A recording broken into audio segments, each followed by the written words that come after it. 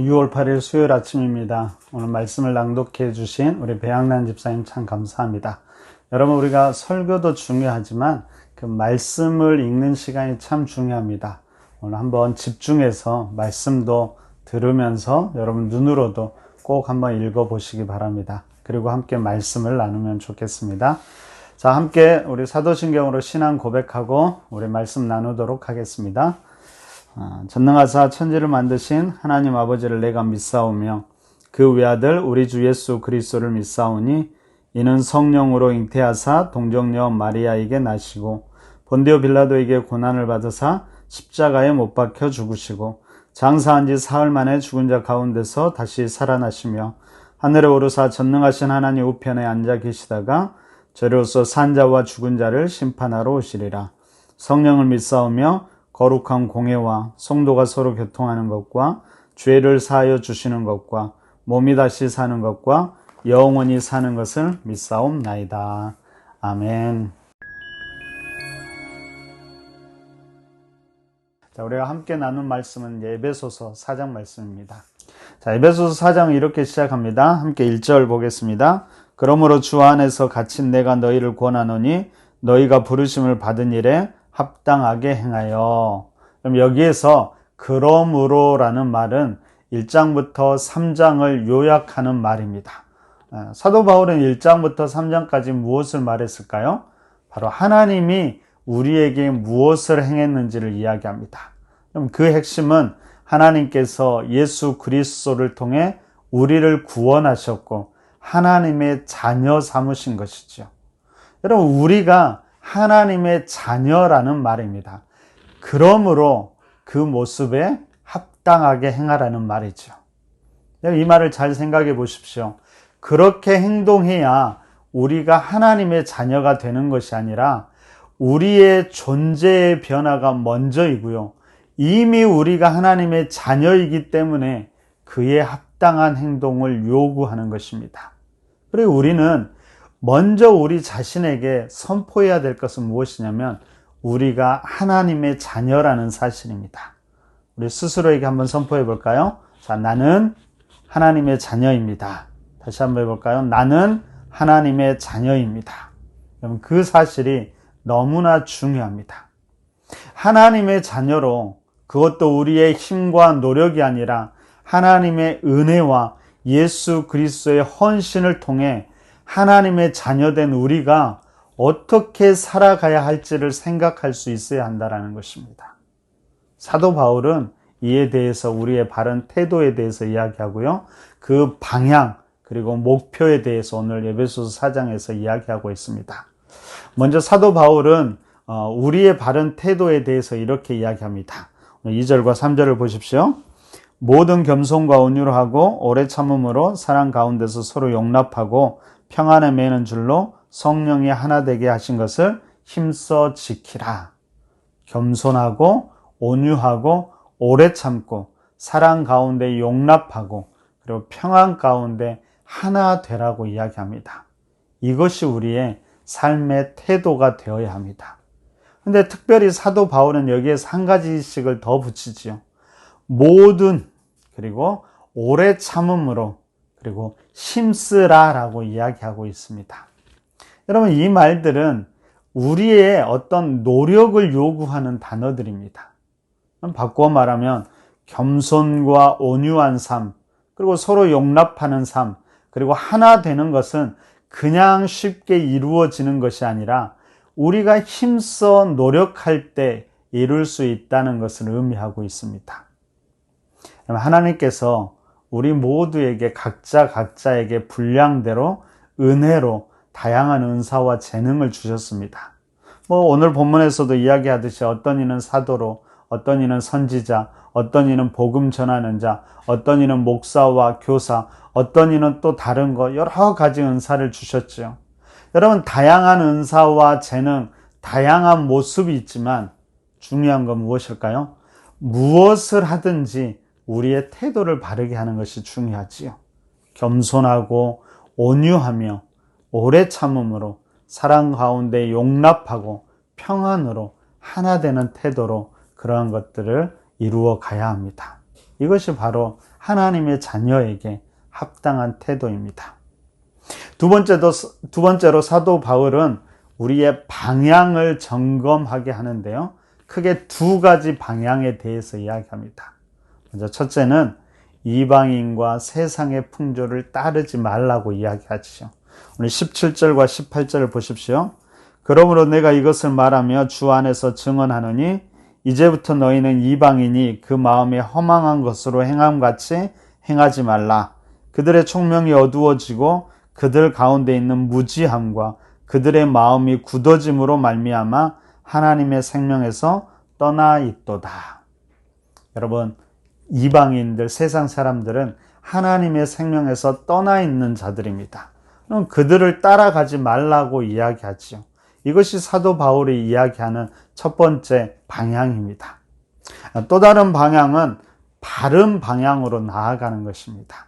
15절을 보십시오. 이렇게 이야기합니다. 오직 사랑 안에서 참된 것을 하여 범사에 그에게까지 자랄지니라. 그는 머리니 곧 그리스도라. 범사에 그에게까지 자라는데 그는 곧 그리스도. 그리스도의 장성한 분량까지 자라가는 것, 그것이 바로 우리의 방향이 되어야 됩니다.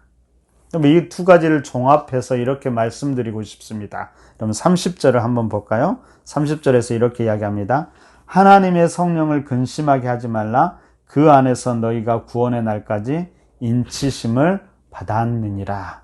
그러니까 어떤 걸 선택할 때 여러분 그 방향 어떻게 돼야 되냐면 성령을 근심하게 하지 말고 성령을 기쁘게 하는 것, 바로 그것이 우리의 삶의 방향이 되었으면 좋겠습니다. 그러면 세 번째로 우리의 삶의 목표는 무엇일까요? 그럼 12절 13절을 보십시오. 이는 성도를 온전하게 하여 봉사의 일을 하게 하여 그리스도의 몸을 세우리 하심이라. 우리가 다 하나님의 아들을 믿는 것과 하는 일에 하나가 되어 온전한 사람을 이루어 그리스도의 장성한 분량이 충만한 데까지 이르리니. 여러분, 성도를 온전하게 하며 그리스도의 몸을 세우는 것, 그리하여 궁극적으로 그리스도의 장성한 분량이 충만한 데까지 이르는 것, 바로 이것이 우리의 목표가 되어야 합니다. 근데 여러분, 여기서 주의해야 될 것이 있는데, 그리스도의 장성한 분량이 충만한 데까지 이른다는 것은 결코 나 혼자만 그렇게 된다는 것이 아닙니다. 함께 할 때, 서로를 세워주고 함께 온전해질 때 그것이 가능함을 잊지 말아야 합니다. 왜 그럴까요? 우리는 그리스도를 몸과 머리로 하는 지체들이기 때문입니다. 그럼 생각해 보십시오. 몸 중에 어떤 지체 하나만 건강하고 온전한다고 해서 전체가 온전하다고 말하지 않지요. 모든 부분이 함께 건강할 때 우리는 온전해지게 되는 것입니다. 그러니까 우리의 목표는 뭡니까? 모두가 함께 그리스도의 장성한 분량으로 온전해지는 것, 바로 그것이 우리의 목표가 되어야 합니다. 다시 한번 정리해 볼까요? 그럼 우리는 하나님의 자녀입니다. 우리의 삶의 태도와 방향, 목표는 어떻게 돼야 될까요? 먼저 우리의 삶의 방향은 이방인이나 세상 풍조를 따르지 말고요, 성령을 근심하게 하지 말고 성령을 기쁘게 하는 것입니다. 이것이 우리의 삶의 방향이지요. 그러면 삶의 태도는 뭐라고 그랬어요? 거기에는 합당한 삶의 태도는 겸손과 온유와 오래 참음, 사랑 가운데 용납함, 평안으로 하나됨, 이것이 삶의 태도라고 했습니다. 그러면 우리의 삶의 목표는 무엇입니까?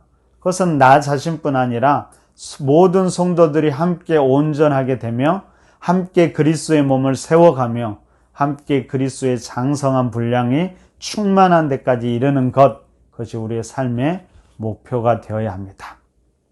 그럼 말씀드렸듯이 이것이 우리가 하나님의 자녀가 되기 위함이 아니라 이미 우리가 하나님의 자녀이기 때문에 이러한 것들을 행하라는 말입니다.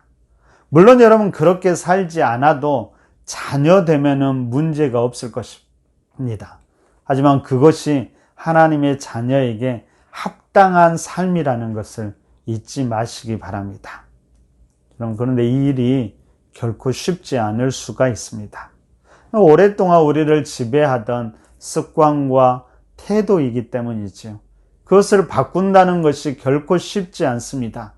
때로는 우리를 힘들게 하고 우리를 아프게도 할 것입니다. 때로는 이것이 우리를 넘어지게 하는 과정을 겪게도 할 것입니다. 어떤 면에서는 그동안 자유로웠던 것에서 구속된 것처럼 느낄 수도 있을 것입니다. 여러분 한번 생각해 보십시오. 여러분 처음 자전거를 타거나 운전할 때 여러분 어떠셨습니까? 처음 배울 때 얼마나 어색하고 두렵고 여러분 넘어지기도 많이 하고 그랬을까요? 근데 이것이 익숙하게 되면 어떻게 돼요? 우리는 훨씬 더 많은 자유를 누리게 됩니다. 그렇죠? 여러분 한번 애벌레도 한번 생각해 보십시오. 애벌레가 항상 애벌레는 껍질 속에 있으면 그 자리에만 있어야 하지요. 그런데 그 껍질을 깨고 나비로 변화되었을 때 그는 하늘을 그리고 온 세상을 훨훨 날아다니게 될 것입니다. 여러분 변화란 그것입니다. 특별히 성령으로 인한 변화도 그렇습니다. 여러분 시간이 필요하고요. 훈련이 필요하고 때로는 힘들과 어려움의 과정을 거쳐야 하지만 그것을 통해 우리는 진정한 자유를 누리게 될 것입니다. 뿐만 아니라 이것이 다른 사람에게도 유익이 되고요. 이것이 우리를 만드신 하나님께도 영광이 될 것입니다. 바로 이것이 여러분 우리의 소망과 비전입니다. 우리가 하나님의 자녀답게 살아가고 함께 온전해짐을 통하여서 참 자유를 누리고 그 자유를 통해서 다른 사람에게 선한 유익이 되고 하나님께 영광이 되는 것이지요. 바로 그런 삶이 우리에게 이루어지기를 간절히 바랍니다. 꼭 기억해야 될 건 무엇일까요? 바로 우리가 하나님의 자녀라는 사실입니다. 바로 거기에 합당한 삶을 살아가는 오늘 하루 그리고 우리의 삶이 되기를 간절히 바랍니다. 우리 함께 기도했으면 좋겠습니다. 첫 번째는 우리가 하나님의 자녀임을 어떤 상황에서도 잊지 않도록 기도합시다. 그리고 두 번째는 우리 하나님의 자녀답게 우리의 바른 삶의 태도, 바른 삶의 방향, 바른 삶의 목표를 가지고 살아갈 수 있도록 기도합시다.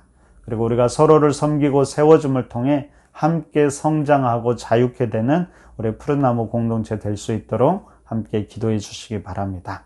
자, 이런 기도 제목 가지고 함께 기도하겠습니다. 기도합니다.